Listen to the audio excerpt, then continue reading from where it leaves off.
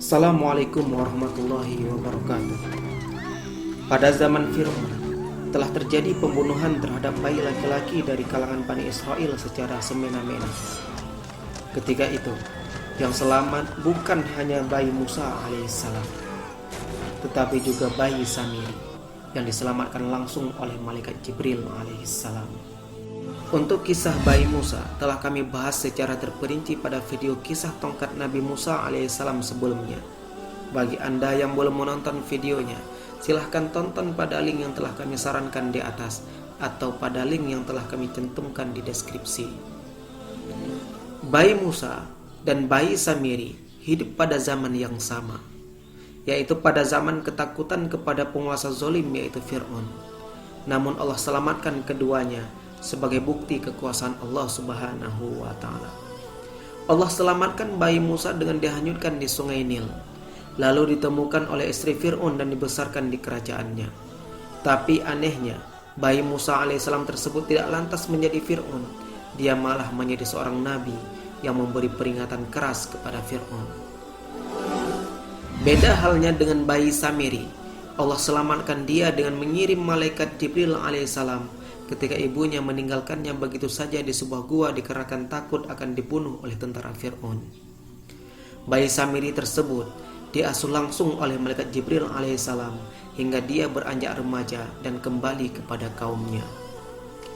Pada saat Samiri diasuh oleh malaikat Jibril, Samiri diajarkan berbagai ilmu pengetahuan dan ilmu agama, termasuk cara mentauhidkan Allah. Samiri kecil juga memiliki kecerdasan yang luar biasa. Dia mampu mempelajari segala sesuatu dengan baik dan cepat. Allah lalu membebaskan Samiri untuk memilih jalan hidupnya sendiri. Kecerdasan Samiri ini tidak serta-merta membuatnya taat kepada Allah dan menjadikannya orang yang soleh. Hatinya malah cenderung kepada berhala. Ketika dia berbaur bersama kaumnya yang menyembah berhala, dia seolah-olah tidak pernah diasuh dan diajarkan apa-apa oleh malaikat Jibril alaihissalam. Dia melupakan cara mentauhidkan Allah. Dengan kecerdasannya, dia malah ikut membuat berhala dan menyembahnya. Sejak saat itu, kecintaannya terhadap berhala sangat besar. Menurut Muhammad ibnu Ishaq, penyusun kitab Sirat Ar-Rasulullah, meriwayatkan kisah dari Ibnu Abbas mengatakan bahwa Samiri adalah seorang penduduk Bajarman dan dia berasal dari kaum penyembah berhala. Dalam dirinya telah tertanam kecintaan kepada berhala patung anak sapi. Samiri menampakkan dirinya adalah pengikut Musa di hadapan Bani Israel, namun hatinya bergejolak dengan kepercayaan nenek moyangnya. Samiri adalah nama panggilan bagi seorang individu bernama Musa bin Zafar. Dalam kisah-kisah Islam, baik dari Al-Quran maupun hadis Nabi, Samiri dikisahkan merupakan tokoh yang menyesatkan Bani Israel. Samiri memerintahkan Bani Israel untuk membawa perhiasan emas milik orang-orang Mesir ketika hendak meninggalkan Mesir. Selama Samiri berada di Mesir dan berbaur dengan kaum penyembah berhala, Samiri telah mempelajari dan membekali dirinya dengan sihir. Di saat Fir'aun dan bala tentaranya tengah berupaya untuk menghancurkan Bani Israel, Samiri pun ikut menjadi target buruan. Samiri selamat setelah ia ikut dalam rombongan Nabi Musa alaihissalam yang meninggalkan Mesir melewati Laut Merah yang terbelah. Di antara kerumunan pengikut Nabi Musa alaihissalam itu, ada malaikat Jibril alaihissalam yang menunggangi kuda yang mendampingi Nabi Musa alaihissalam dan Nabi Harun alaihissalam. Sebagian ulama menyebutkan bahwa setiap bekas kaki kuda malaikat Jibril alaihissalam yang ditungganginya, maka bekas kaki kuda itu menjadi subur dan ditumbuhi rerumputan. Samiri yang dahulu pernah dirawat oleh malaikat Jibril alaihissalam pun mengenalinya dan menyadari hal tersebut. Samiri lantas memungut tanah bekas tapak kuda yang ditunggangi oleh malaikat Jibril itu dan menyimpannya. Setelah Fir'aun dan bala tentaranya dihanyutkan di sungai Nil, perjalanan Nabi Musa alaihissalam menuju negeri yang dijanjikan masih sangat jauh, hingga tibalah di Bukit Tursina. Nabi Musa pun akhirnya diperintahkan untuk menerima wahyu Taurat di Bukit Tursina tersebut. Kemudian Nabi Musa alaihissalam menitipkan umatnya Bani Israel kepada Nabi Harun alaihissalam. Gantilah aku dalam memimpin kaumku, perbaikilah dan janganlah kamu mengikuti jalan orang-orang yang berbuat kerusakan, kata Nabi Musa alaihissalam dalam Quran surat Al-A'raf ayat 143. Nabi Harun pun kemudian memimpin Bani Israel.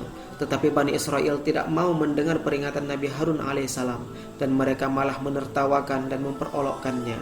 Kesempatan ini pun kemudian dimanfaatkan oleh Samiri untuk membuat Tuhan baru yang bisa disembah oleh Bani Israel. Setelah Samiri berhasil mempengaruhi dan menyesatkan Bani Israel, lantas ia memerintahkan agar memasukkan emas-emas yang dibawa dari Mesir itu untuk dileburkan menjadi satu dengan tanah kering bekas tapak kuda malaikat Jibril alaihissalam yang disimpannya. Setelah emas dan bekas tapak kuda itu melebur dan mencair, cairan tersebut kemudian dibentuk menjadi patung anak sapi. Jadilah patung anak sapi, teriak Samiri girang tanpa merasa berdosa. Mereka bergembira ria, bersorak-soranda, dan menari-nari mengitari patung anak sapi tersebut. Samiri berkata, "Inilah Tuhanmu dan Tuhan Musa," tetapi Musa telah lupa. Kemudian dari lubang api itu, dia Samiri mengeluarkan patung anak sapi yang bertubuh dan bersuara untuk mereka. Maka mereka berkata, "Inilah Tuhanmu dan Tuhannya Musa," tetapi dia Musa telah lupa. Quran Surat Toha ayat 88. Samiri telah lupa akan keesaan Allah Subhanahu wa Ta'ala, termasuk Bani Israel yang diperingatkan Nabi Musa alaihissalam agar tidak menyembah berhala. Allah pun akhirnya menjelaskan kesesatan apa yang telah mereka perbuat.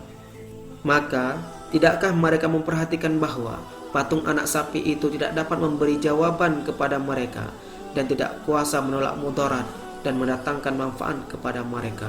Quran Surat Toha ayat 89. Dalam ayat lainnya Allah jelaskan, apakah mereka tidak mengetahui bahwa anak sapi itu tidak dapat berbicara dengan mereka dan tidak dapat pula menunjukkan jalan kepada mereka. Mereka menjadikannya sebagai sesembahan dan mereka adalah orang-orang yang zalim.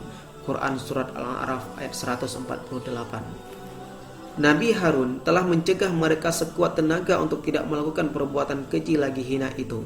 Nabi Harun berkata, "Wahai kaumku, sesungguhnya kamu hanya diberi cobaan dengan patung anak sapi itu, dan sesungguhnya Tuhanmu ialah Tuhan yang amat pemurah, maka ikutilah aku dan taatilah perintahku." Bani Israel lalu menjawab, "Kami tidak akan meninggalkannya dan tetap menyembahnya sampai Musa kembali kepada kami." Mereka sungguh ingkar dan tidak menaati dan mengikuti Nabi Harun alaihissalam. Tidak lama kemudian, kembalilah Nabi Musa alaihissalam setelah menerima wahyu di Bukit Tursina. Nabi Musa sangat murka kepada Samiri dan kaumnya ketika kaumnya mengingkari janji dan membuat patung anak sapi untuk disembah. Nabi Musa lalu bertanya kepada Samiri seperti yang diceritakan dalam Al-Quran, "Apakah yang mendorongmu berbuat demikian, wahai Samiri?" Samiri menjawab, "Aku mengetahui sesuatu yang mereka tidak mengetahuinya. Maka aku ambil segenggam tanah bekas tapak kuda Jibril, lalu aku masukkan ke dalam patung anak sapi itu. Demikian itulah aku menuruti dorongan nafsuku." Nabi Musa alaihissalam kemudian mengusir Samiri dari tengah kaumnya dan membakar patung anak sapi yang disembahnya, dan abunya dibuang ke laut. Adapun Samiri sendiri akhirnya terkucilkan dan menderita penyakit kulit misterius sepanjang hayatnya. Inilah kisah bayi yang diasuh langsung oleh malaikat Jibril alaihissalam. Sejak kecil, Samiri diajarkan langsung oleh malaikat Jibril alaihissalam tentang tauhid dan ilmu-ilmu lainnya, tetapi hatinya cenderung kepada berhala dan menjadikannya tersesat dan dimurkai.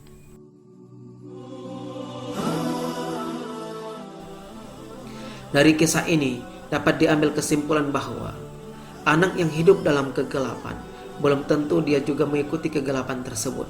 Begitu juga anak yang hidup dalam cahaya belum tentu akan mengikuti cahaya tersebut. Untuk itu, marilah kita perbaiki amaliyah kita, rawatlah hati kita agar kita tidak terlalu jauh tersesat. Di samping itu, kecintaan kita terhadap sesuatu akan mempengaruhi perilaku kita.